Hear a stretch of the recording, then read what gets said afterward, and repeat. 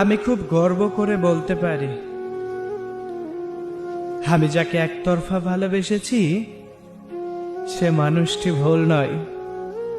সে যদি চাইতো আমার অনুভূতিগুলোকে নিয়ে খেলা করতে পারত, আমাকে মিথ্যা আশা ও স্বপ্নে ভাসাতে পারত।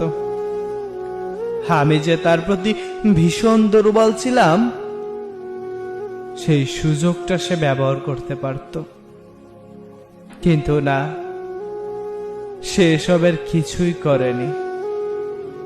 বরং আমাকে বুঝিয়েছে, আমাকে ইগনোর করেছে, আমাকে ভেঙে চুরে আবার গড়ার সুযোগ দিয়েছে।